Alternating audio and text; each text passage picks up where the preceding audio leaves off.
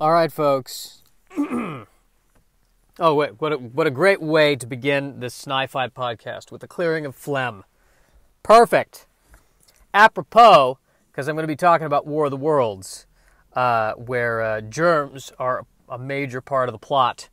So I planned all it. All of this was planned. Yes, I planned to get sick and be down for 2 days with a fever. Hopefully that was not the coronavirus. But then again, if it was the coronavirus and I'm now recovering, then I'm like, bring it on. All right, I got this down. It's probably not the coronavirus. Now I'm terrified that I said that, and the universe is going to say, okay, so he wants the coronavirus. We'll give it to him. Here he goes. Cue music for the Sci-Fi podcast. I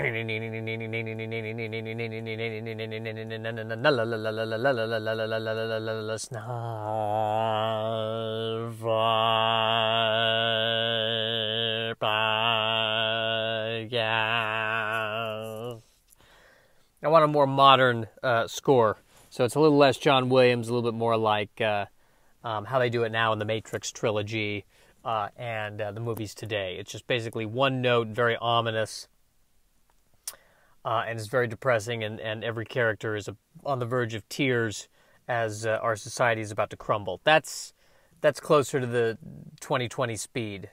All right, so Sci-Fi podcast. Let's just jump right in. Sci-Fi news. What's going on in the sci-fi news? Sci-fi news. Oh, I should probably. My name is Josh. I'm Joshua Snyder. I am a struggling comedian / nerd. Do I need to say that I'm a nerd when this is called the Sci-Fi podcast? I don't think so. And every week I like to talk sci-fi. And now, well, we'll get to this when I get to War of the World. Let's start with sci-fi news. The two news items. So Apple is producing a mini-series or an event series of the Foundation novels by Asimov. And you can hear me talk about that in episode 2 of this podcast, or NX-02, if you will. And this latest article just said that this series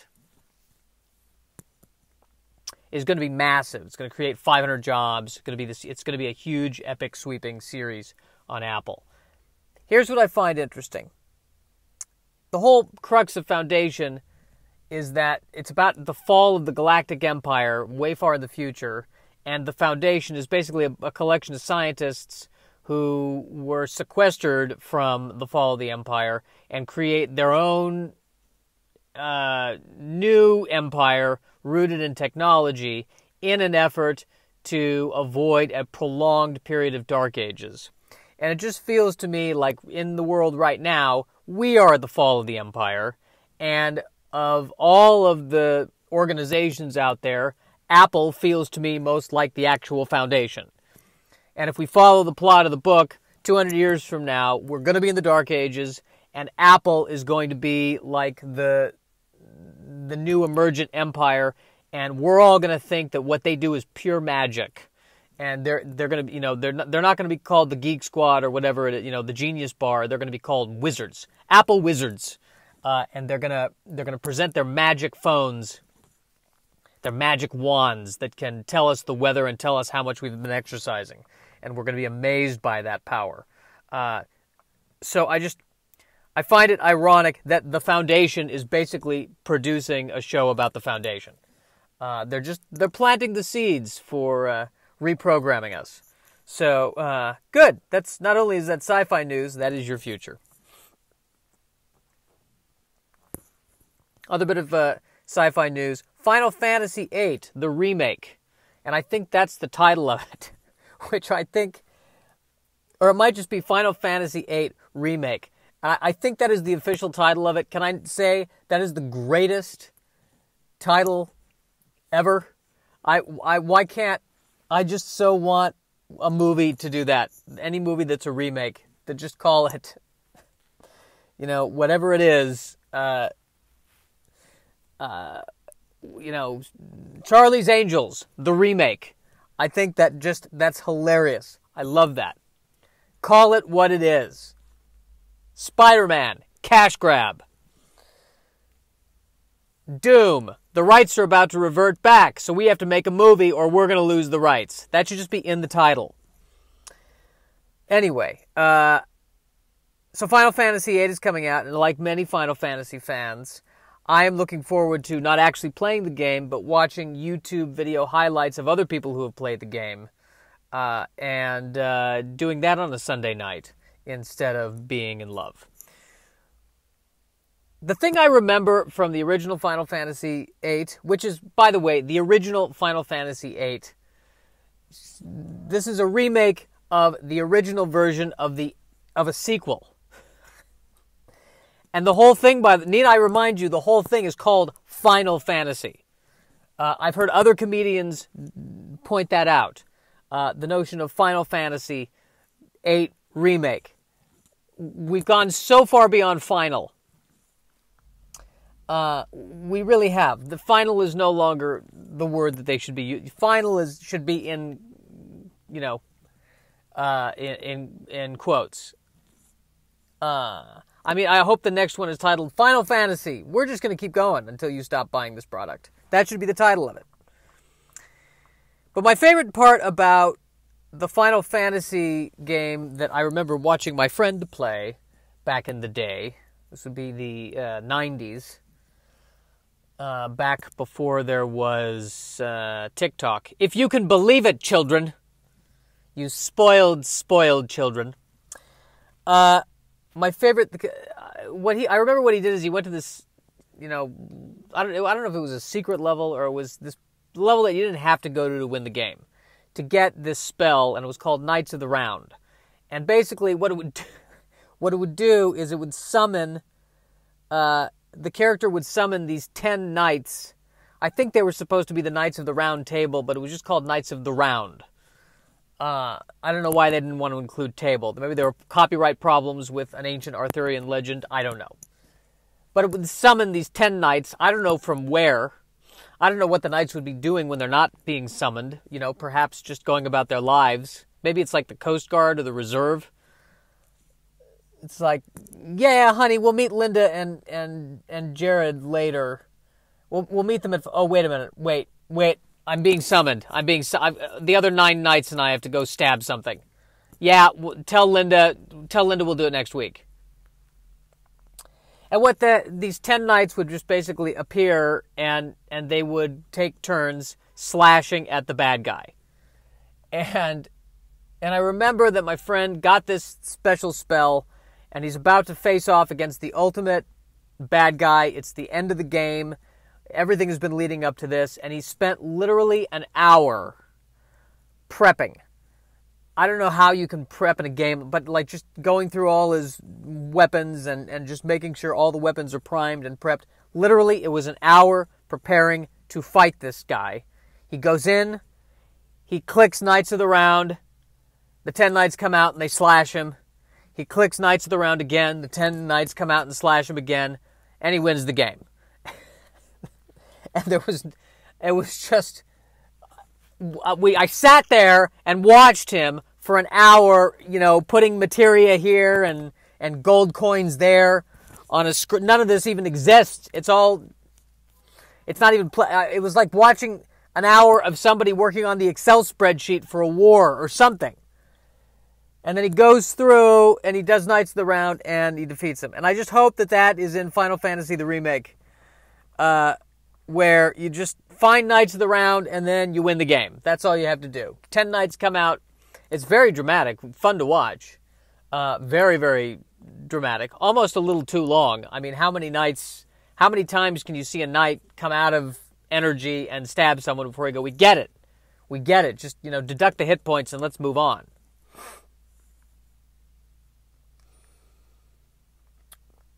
Other thing I wanted to point out about Final Fantasy, is it 7? Is it 8? I don't know.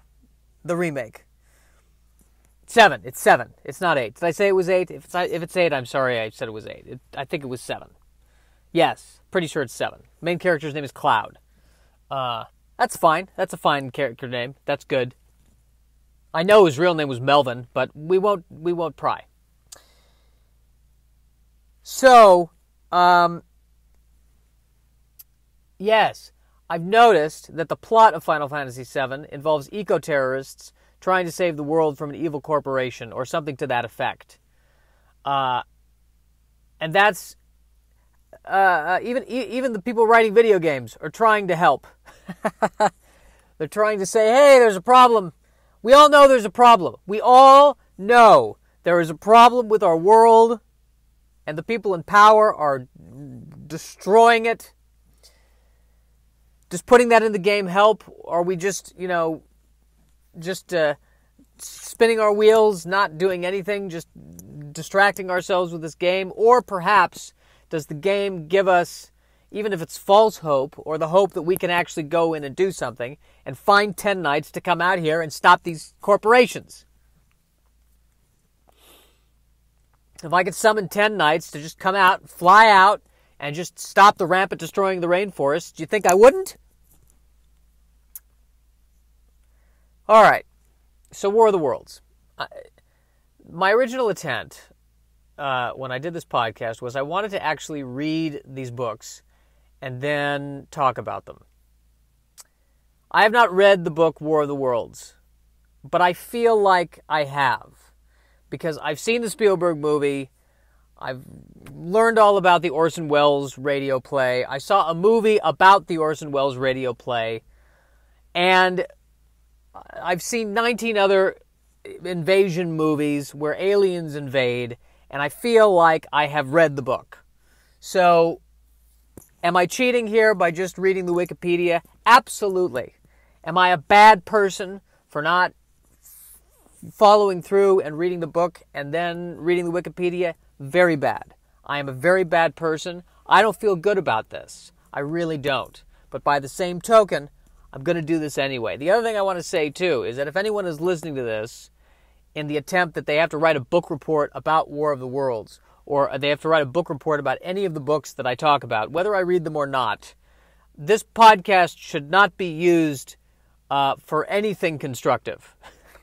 I'm not sure what it should be used for. I think you should be listening to this podcast and then come out of it going, well, I feel better about myself. So here we go. I'm going to read the Wikipedia of War of the Worlds by H.G. Wells.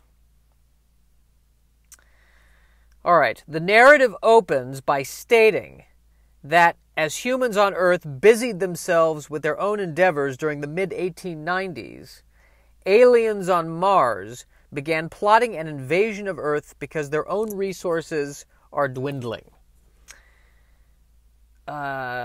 Great. So this is, we call them Martians. I think another term for it, space white people. How about that? That's not only are they going to steal our resources, are they going to also do like what white people do and steal the culture and all that stuff? Are there going to be alien Martians who are rapping? That's what I think. That's where this is going to go. It's going to be horrible. Are there going to be alien Martians drinking coffee, at a Starbucks? That's what I think is going to happen. And are they going to be celebrating Thanksgiving? And people are going to be dressing up as humans. Martians are going to be dressing up as humans. And it's this fun holiday that's really just consumerism to force Martians to buy other crap from other Martians.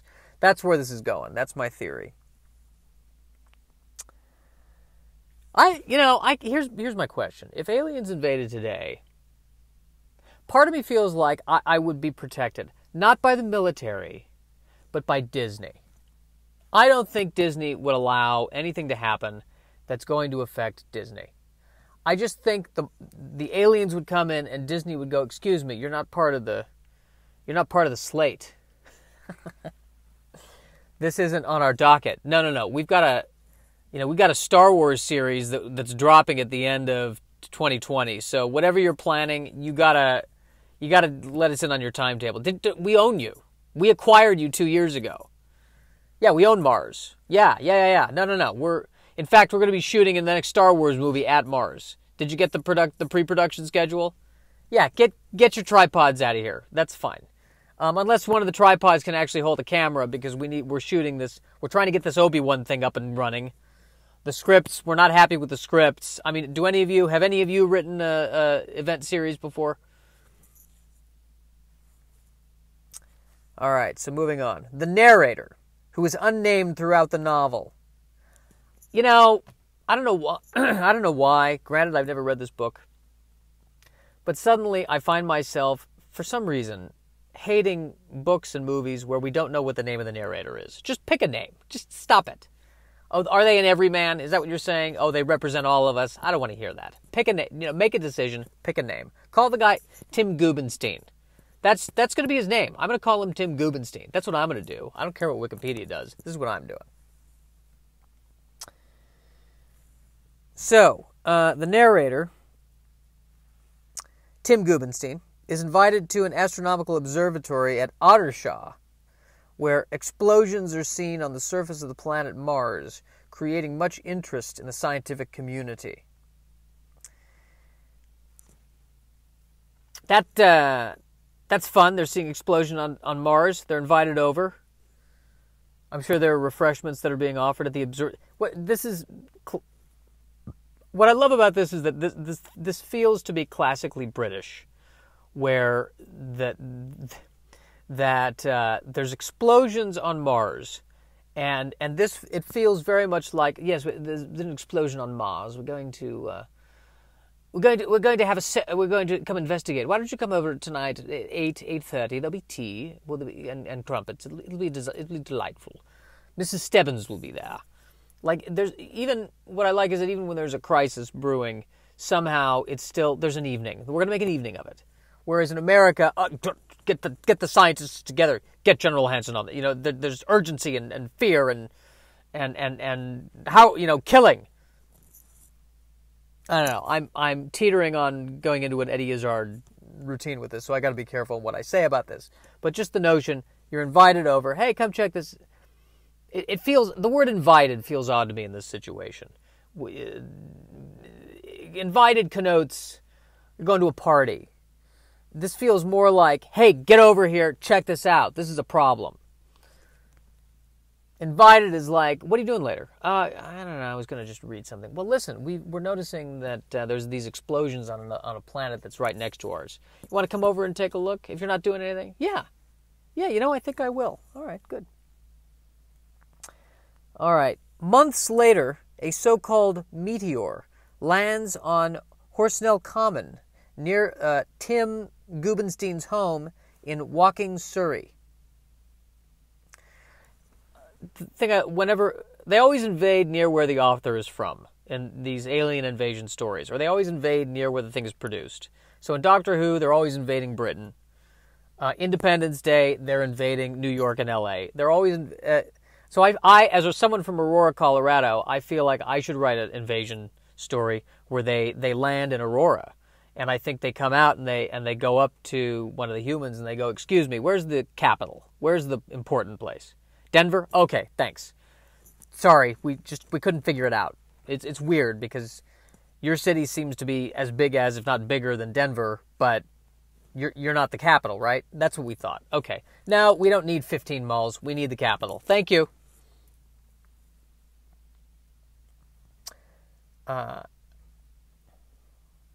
So the narrator, by the way, this narrator, Tim Gubenstein, he is, for some reason, his superpower in this story is he always happens to be there the moment he figures out what the Martians are doing. And then he runs away and he's scared. That's it. His superpower, he's just always accidentally right near where someone is explaining something, or he's seeing the Martians do something so he understands. He never conveys this information to anyone important. It's just he always finds out. He's good at finding stuff out, and that is the extent of what he's good at. So Tim Gubenstein is among the first to discover that the object is an artificial cylinder that opens, disgorging Martians. So these Martians already not very good at getting out of vehicles. They're falling out like they're drunk. Oh my God, that was the worst ride ever. I am nauseous. The disgorging Martians, who are big and grayish with oily brown skin, the size perhaps of a bear. I like that. The size perhaps of a bear. This narrator, Tim Gubenstein, it was either the size of a bear or the size of a mouse. I don't know. maybe a bear. I'm not a bear. I'm not a zoologist or anything. I'm just a narrator with no name and no personality whatsoever. With two large dark-colored eyes and lipless V-shaped mouths, which drip saliva, and are surrounded by two gorgon groups of tentacles. So, once again, the alien does not look cute and mammalian, but looks almost like an insect, or in this case, an octopus. As usual, when we want to make the aliens hostile, we make them look not cute and furry. That I find fascinating. The only movie, video game series where they kind of don't do that is Wing Commander, where the aliens look like giant lions. And you know what? I see why you would go with the tentacles. Especially the movie version, it was weird to see giant lions holding guns. It was like a weird, I don't know, like pissed off Thundercats. That's odd, seeing a lion wearing a cape. I don't know. I didn't buy it. That was strange. That was very strange. It was I don't know if it was Cats level strange, but on the same parallel. All right. Here's what I love. Okay, so here's what I love about this next sentence. The narrator, Tim Gubenstein, I'm going to keep calling him Tim Gubenstein, finds these aliens to be, and I quote, at once vital, intense, inhuman, crippled, and monstrous. You can't describe something that's too many descriptive words. I'm sorry. What was she like? Oh, she was beautiful and ugly and horrible and gigantic, but only 2 feet tall. All right, that's enough. Pick something. Vital, by the way, also feels. I thought vital was positive. Like he's very. There's a lot of vitality. Like yes, they're monstrous, but at the same time, I think they could help me move. Like if we get them on our side. Listen, I've got this giant piece of furniture. I can't move it. I've got a herniated disc. Can you help? I know you're going to destroy, but can you help me move it just to the other side of the house? You're so vital. The aliens emerge briefly, but have difficulty in coping with the Earth's atmosphere and gravity, and so retreat rapidly into their cylinder. So, this is what gives me hope, by the way. That these aliens are smart enough to fly all the way to Earth, but stupid enough not to, A, check the atmosphere before they enter it, and B, maybe make a spacesuit or something. So our hope, we probably will be invaded by superior aliens, but hopefully they'll be superior the way we're superior, which is, well, we're smart enough to develop superior weaponry, but we're still dumb. And that will be what saves us.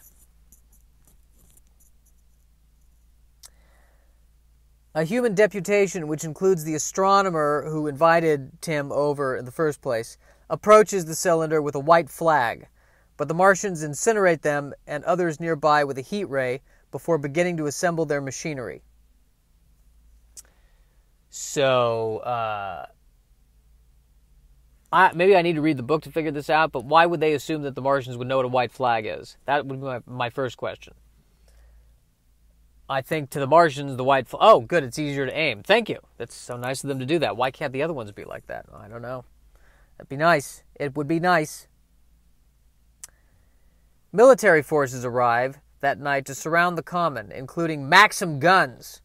Ooh, that's some Maxim guns. They're bringing out the big... They are literally bringing out the big guns. What I love is they surround. They could shoot. The aliens... This is what I love about this. The aliens are building something.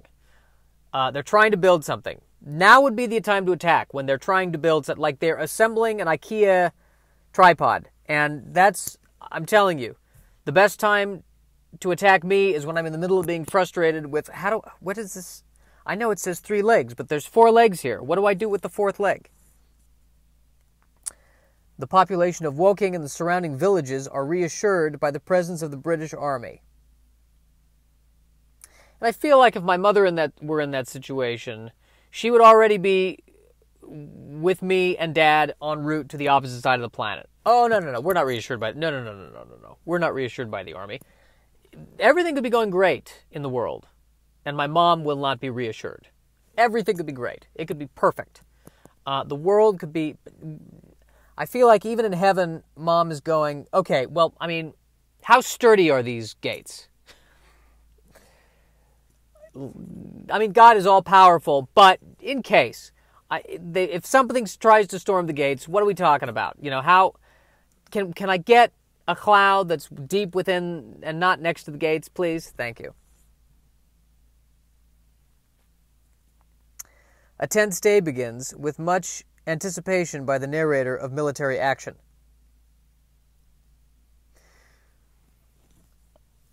So, again, there's tension. There should be running. And, it's funny. I criticize this, but then I look at what's happening in our own country right now, and my question is, should I be fleeing? Am I too relaxed? Maybe I should be fleeing based on what's going on with the government right now. Am I not seeing the red flags, or in this case, the white flag? That could be. After heavy firing from the common and damage to the town from the heat ray, which suddenly erupts in the late afternoon, the narrator takes his wife to safety in nearby Leatherhead, where his cousin lives, using a rented two-wheeled horse cart. He then returns to Woking to return the cart when in the early morning hours a violent thunderstorm erupts. Alright, two things that I love about this. First of all, I noticed, based on this Wikipedia article, that these aliens only ever attack in the late afternoon. We will see this as a recurrent theme, and I think that is hilarious. These aliens are, they're going to take over the world, but these are not early risers. No. These guys are, best case scenario, they have brunch at like 11:45. And then, 5 mimosas in, then, all right, now we're ready to do it. But everything starts in the late afternoon. Now, is it late afternoon to them? Maybe it's morning for them. Maybe on their calendar. I don't know. But I think for the premise of this, it's funnier if they see it as late afternoon. And they are just that lazy. Again, this could be what saves us. Other thing I love about this detail, he rents a cart to help move his wife to the country, and then he returns the cart. I think by this point, he has seen a tripod, he has seen an alien ship vaporize someone. And by this point, he doesn't evacuate his wife to as far away as possible. He evacuates his wife to the country. Because his thinking is what? They're going to come all the way to Earth and start attacking and invading, but only stay within the city limits, really. Oh, no. We're only gonna attack the main London area. No. We don't want to attack the country. What's the point of that? No. We're very clear on we're cosmopolitan invaders, okay? Anything less than a village, we're not interested in that. And then the other thing, I feel like that's like there's in the modern world, there's an invasion, there's a war happening. I rent a car to escape or to get my family to safety, but I've got to return that car because one thing the Snyders are not are people who have to pay late fees. That will not happen. I am returning this car because someone else may need to rent it back in the rubble that used to be a city. On the road during the height of the storm, he has his first terrifying sight of the fast-moving Martian fighting machine. In a panic, he crashes the horse cart. He's got to pay the fine anyway, barely escaping detection. How can you crash a horse cart? I mean, how fast does a horse cart go? I guess if there's a horse on it, I guess pretty fast. But it seems, are you going that fast to begin with, really? Then again, if I were driving it, I'll find a way to crash it, knowing me, knowing my hand-eye-motor coordination.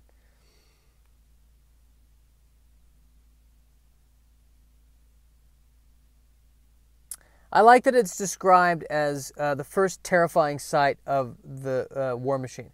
I think we get that he's terrified. Do we need to say that it's a terrifying sight? Yeah. We get that he's terrified. I mean, is it at all possible to see a non-terrifying sight of the war machine?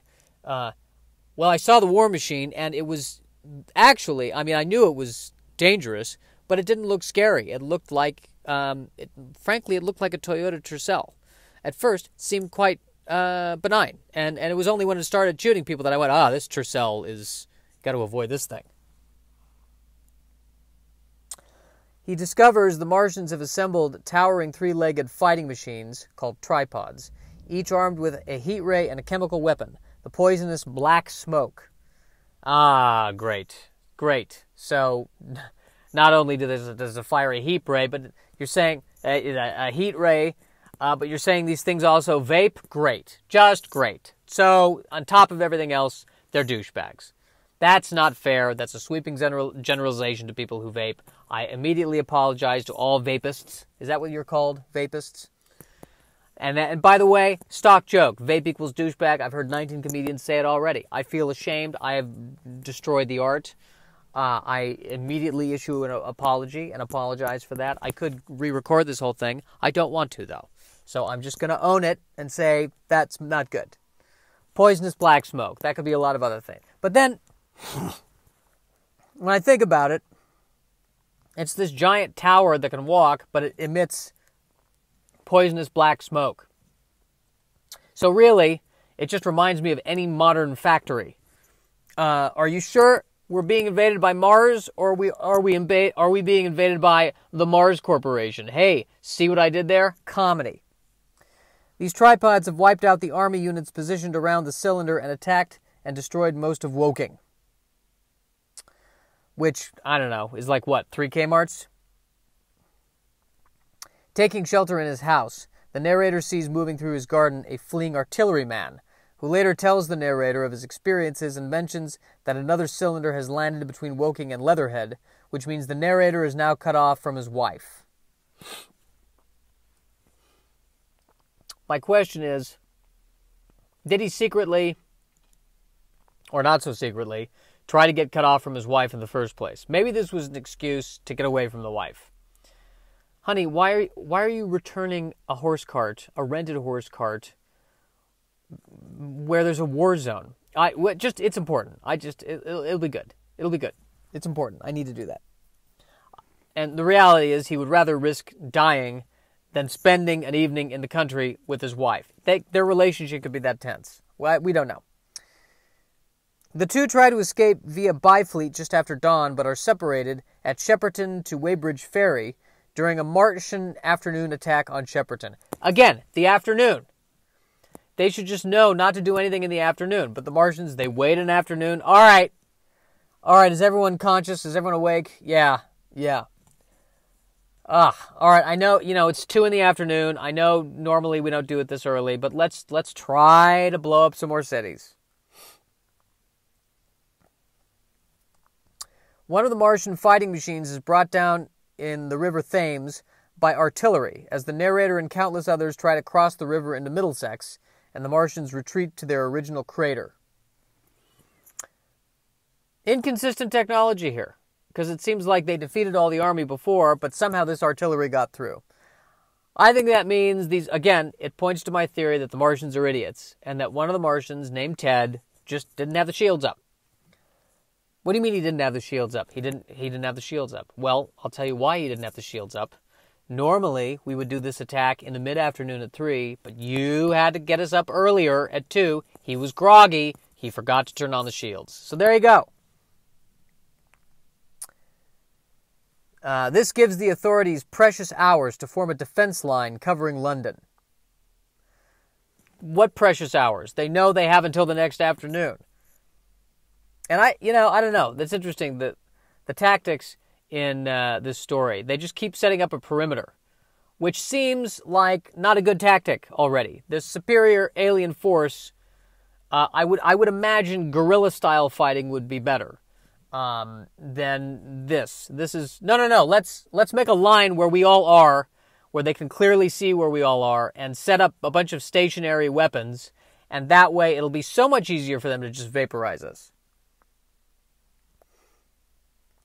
After the Martians' temporary repulse, the narrator is able to float down the Thames in a boat towards London, stopping at Walton, where he first encounters the curate, his companion for the coming weeks. I hope I say that right. Is it curate? Curate? I don't know. This is beginning to feel, by the way, kind of less like War of the Worlds and more like Planes, Trains, and Automobiles. Because now, the whole rest of the story, it's about this guy who just keeps trying to find his way back home, and, you know, every form of transportation doesn't work, or he leads into one thing or another thing. I feel like this is going to lead to narrator, a.k.a. Tim Gubenstein, in bed with one of the aliens, and the alien accidentally has one of his tentacles in between Tim's legs, and they start getting out of bed going, oh, baseball, baseball, football, baseball, rah, rah, rah, rah. Towards dusk, the Martians renew their offensive, breaking through the defense line of siege guns and field artillery centered on Richmond Hill and Kingston Hill. See, they learned their lesson. All right, the last time they were defeated, they tried attacking earlier in the afternoon. This time, later in the afternoon. Everyone got their shut-eye. Everyone got enough sleep. Everyone turned on the shields. It worked out a lot better.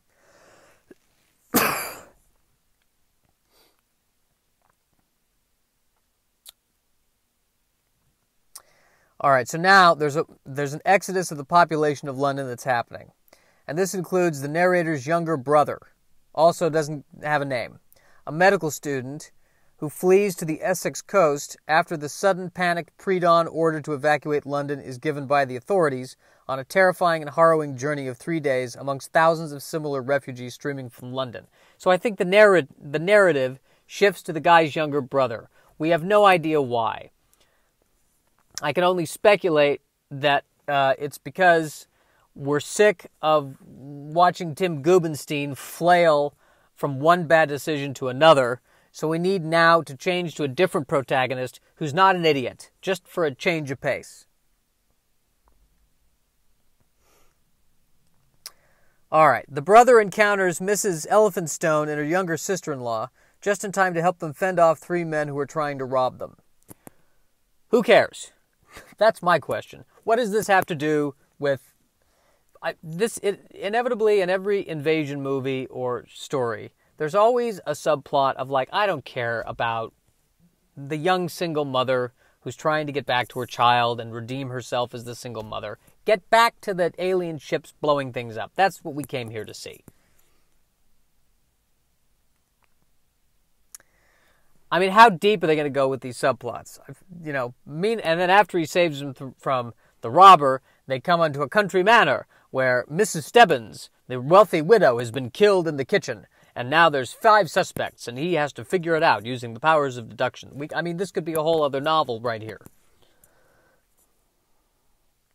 Since Miss Elphinstone's husband is missing, the 3 continue on together.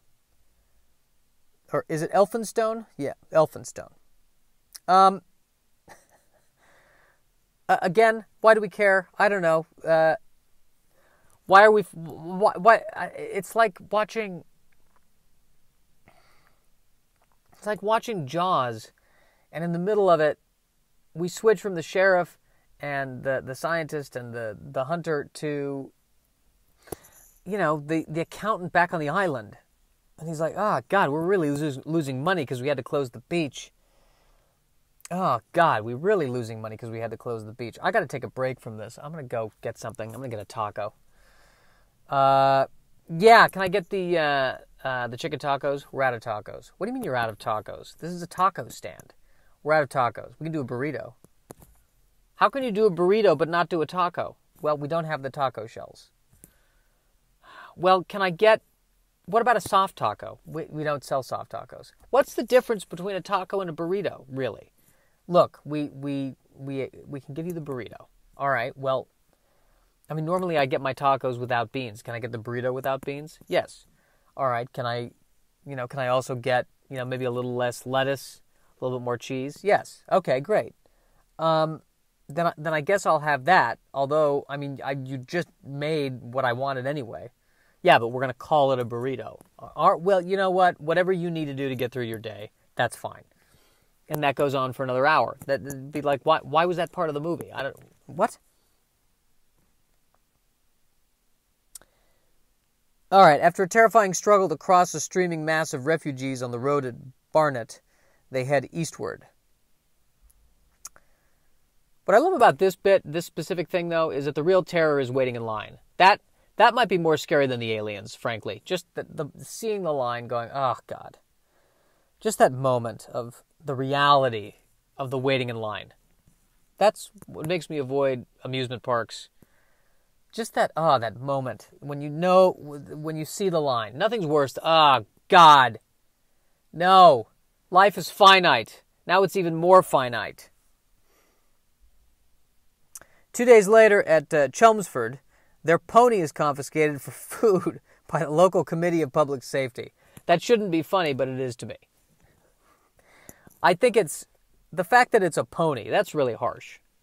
But there's something funny about a pony being eaten. I don't know why. That's very morbid. But it just... I had a horrible day. What happened? They took my pony. What? They took Mr. Gooby? Yeah, they took Mr. Gooby. What did they do? They ate him. They ate him. Yes, they ate him. I am so sorry. I know. I am very sorry too. Very sorry. Profoundly sorry. Hey, what's that on your corner of your mouth? It's barbecue sauce. Oh. So they ate your pony and then you had barbecue? Yeah. That's actually exactly what happened. Did you eat your own pony? Maybe I did. I mean, I couldn't stop them. And then they said, hey, do you want to try it? And I've never tried pony before. But you loved that pony. Yes, I did. And I love the way it tastes. I'm not condoning it, but no point in letting it go to waste. I mean, at the very least, if anything, I should have the best part of the pony to eat, right? I mean, I love that pony.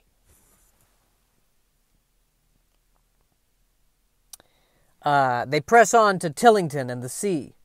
Here's what I've learned about War of the Worlds that I truly love. Every city in England, or every village in England, sounds like it is a place with a quaint bed and breakfast run by either Judi Dench or Maggie Smith. Every single one. Whether it's Tillingham, whether it's Chelmsford, I feel like everyone has a bed and breakfast, and somehow either Judi Dench or Maggie Smith is running that bed and breakfast. And if you sit down and have tea with them, and you tell them your problems, they will give you sage advice. And it will end with them saying, you have to open your heart to love. And when you do that, love will find you. I should know. I met the love of my life here, right? During the war, and it was tremendous. And we lived a long and wondrous life. He's passed now. And I'll be joining him soon. Soon, the two of us, like the waves in the ocean, will rejoin the source. Did you say source or sauce? Source, the source of all things. Yeah, I still am not getting if that's source or sauce. Source. So source or sauce? The first one. Source. Yes, source. Oh, good. So you're rejoining the source. I mean, you could also use the metaphor of all the universe being like a sauce, and you're rejoining the sauce. Yes, I suppose I could. When are you checking out? There, they managed to buy passage to continental Europe on a small paddle steamer, part of the vast throng of shipping gathered off the Essex coast to evacuate refugees. What I love about this detail is that in this version of the world coming to an end and the aliens, killing everyone, people are still selling tickets for transportation. I love this, that, there's a huge panic and everyone's freaking out, but there's still a guy who shows up to work at Greyhound and is like, well, it'll be $50 to go to Detroit, $100 to go to New York. Aren't you going to flee? Well, I got to pay the bills, man. Someone's got to do this. I feel like in all of them, and people are fleeing. They're trying to get on United Airlines, and it's like, I gotta go. No. That bag's too big. I need this bag. No. You can't have it. We'll put it in. The down with the other luggage. No. I'm taking no. We can't have that. But we don't have time to fight. The tripod is right over there. then you got to release your bag. I'm not releasing my bag, and the plane gets blown up. I could see that happening. The torpedo ram HMS Thunderchild destroys 2 attacking tripods before being destroyed by the Martians, though this allows the evacuation fleet to escape, including the ship carrying the narrator's brother and his 2 traveling companions. Thunderchild. There's a name right there. Thunderchild. I like that. Thunderchild. You know, thunder. Wow, that's powerful. Yeah. God of thunder. Thunder. And then child. Doesn't know what he's doing. Can't fend for himself. Pain in the butt. Ruined our lives because we had a child. Thunderchild. I like that. A terror. Not only a physical terror, but also a psychological terror. How am I not going to put my neuroses on my kids' neuroses? I'm terrified of this. Yeah, Thunderchild. How am I going to afford this kid? That name inspires fear on multiple levels. Good name. Now the tripods lose here, which can only tell me that it was an early afternoon attack and not a late afternoon attack. They got overconfident again. Early to bed, early to rise. That doesn't work for these guys. Shortly thereafter, all organized resistance has ceased, and the Martians roam the shattered landscape unhindered. All right, now we're at the beginning of Book 2. We're back to the original narrator, Tim Gubenstein, because what happens is when you switch to a narrator who's competent, they have a happy ending, and it all works out. So now I got to go back to the idiot. And I see why the narrator has no name, because I would be the idiot. I'm not saying I'm any better than this guy. I'm really just calling out an equal. The narrator and the curate are plundering houses in search of food. I still don't know if I'm saying curate right. Is it curate or curate? Respond to the comments section or tweet at me. Tell me how you say it right.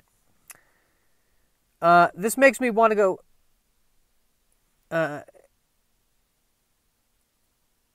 looking for food in other people's houses.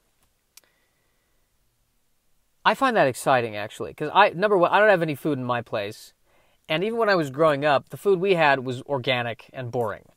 So every time I went to a friend's place, it's like, yes, fruit roll-up. You did, yes. Yes, I love it. Yes, all of the major corporations are represented in your pantry, and I love it. There's enough chemicals here to probably make a chemical weapon. Instead, I'm going to eat it all. Oh, yes, cereal that is not part of a complete breakfast, and I can tell because they say it's part of a complete breakfast. Fantastic. During this excursion, the men witness a Martian handling machine enter Ku, seizing any person it finds and tossing them into a great metallic carrier, which projected behind him, much as a workman's basket hangs over his shoulder, and the narrator realizes that the Martian invaders may have a purpose other than destruction for their victims.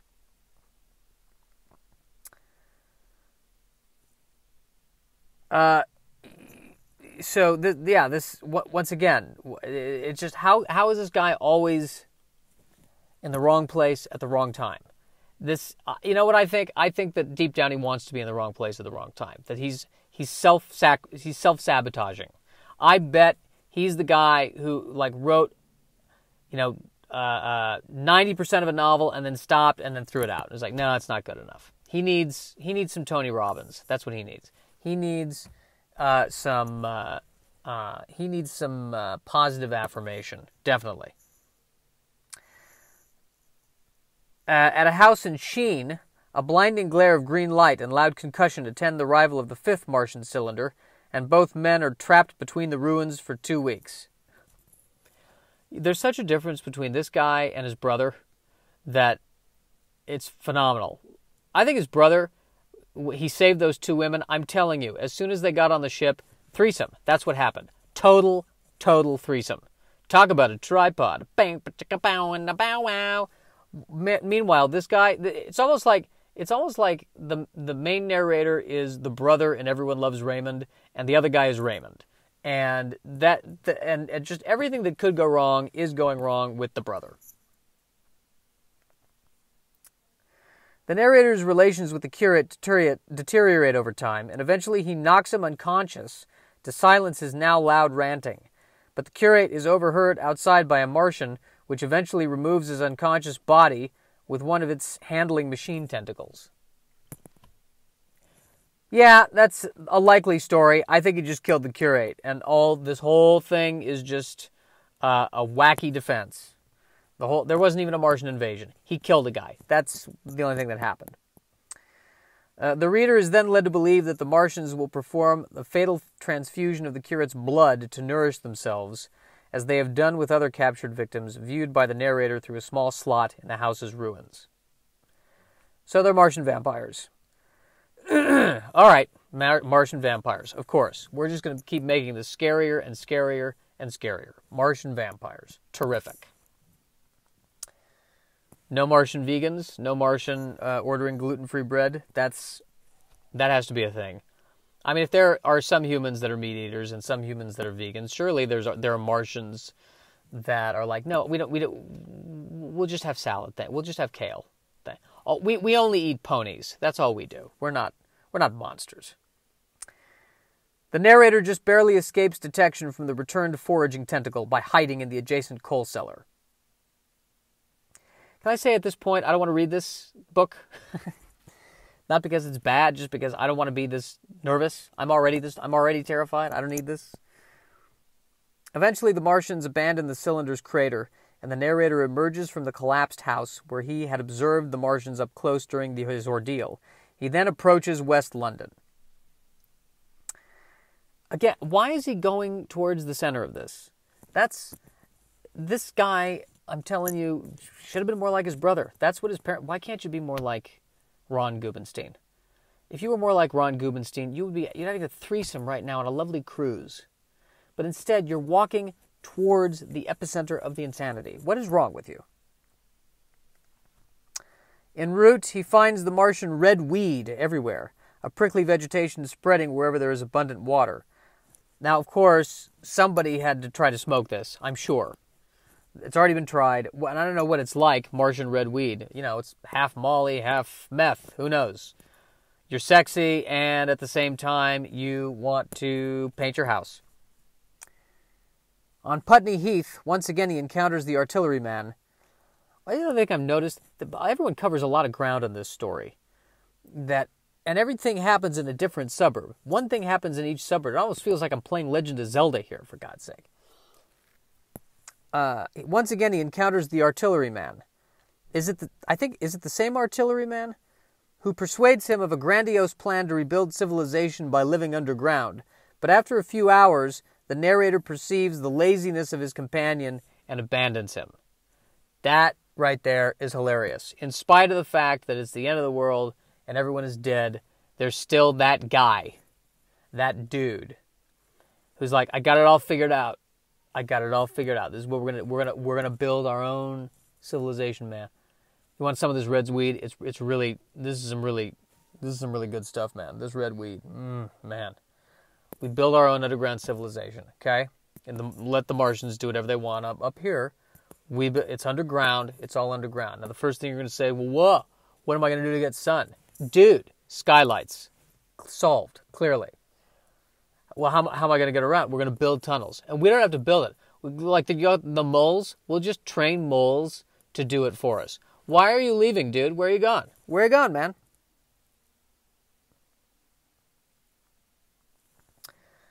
I think with artillerymen like these, I see why we lost the war to the Martians. Okay.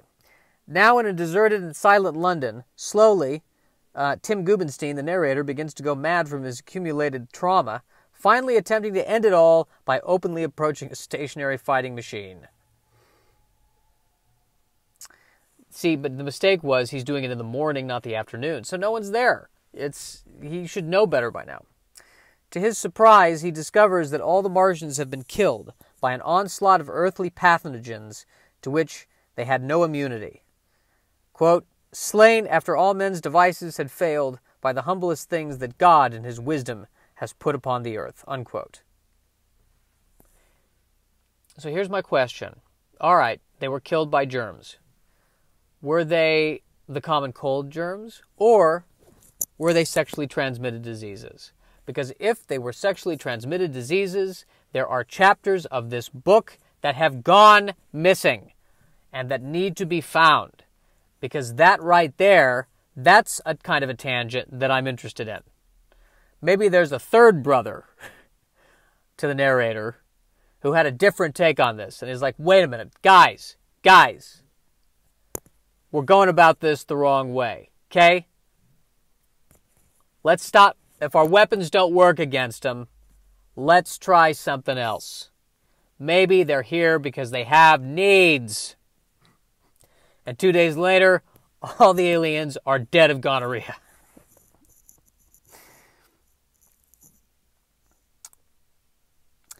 The narrator continues on, finally suffering a brief, complete nervous breakdown, which affects him for days. He is nursed back to health by a kind family.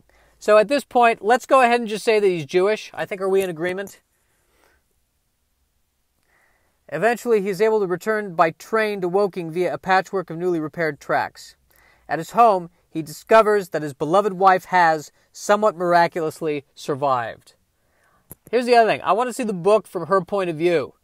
Because I have a feeling it was, so I went to the country, and I went about my business, and a few days later, it was over. And my husband had a nervous breakdown. He always has a nervous breakdown. It doesn't matter what's going on. It wasn't even an invasion. He overreacts. A couple of alien ships landed. They were lost. They accidentally burned a barn down. It was no big deal. He was the one going around saying it was an invasion. And his brother didn't flee. His brother met these two chicks on the road, and you know what he's like. And then the other brother, yes, the other brother did manage to seduce one of the aliens. Why am I stuck with this family? Why do I marry the idiot? Why do I marry the neurotic one? In the last chapter, the narrator reflects on the significance of the Martian invasion and the abiding sense of doubt and insecurity it has left in his mind. Well, again, now that tells me he is not Jewish, because if he were Jewish, he would have started there. That's what Jews are good at. That's, as soon as a child is born, everyone looks into the crib and goes, wipe that smirk off your face. So what's the point of this book? What can we glean from this?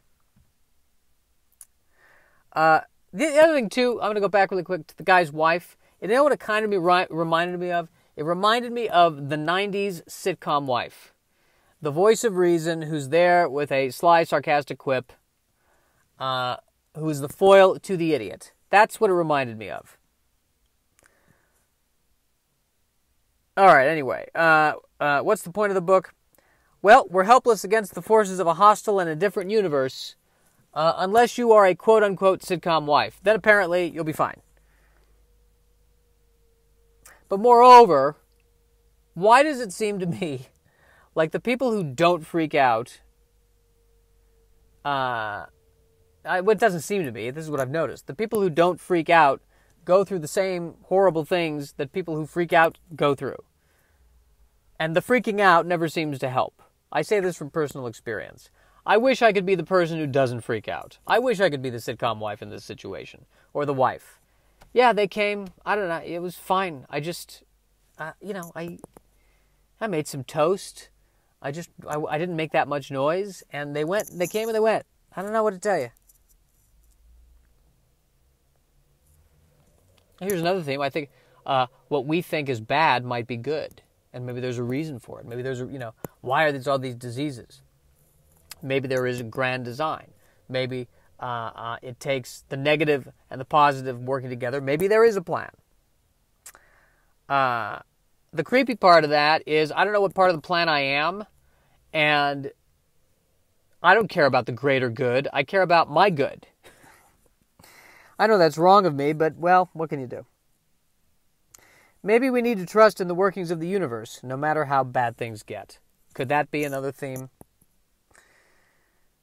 Or there is no plan, and it's luck. That's what Woody Allen would say. And we're unlucky sometimes, and sometimes we're lucky. We're luckier than the lemurs right now, at the moment. And maybe the lemurs are saying, speak for yourself. We're fine. We're used to being terrified of everything. You keep acting like it's a surprise. I think the other moral of this story is that if there's an alien invasion and you rent a car, don't worry about returning the car.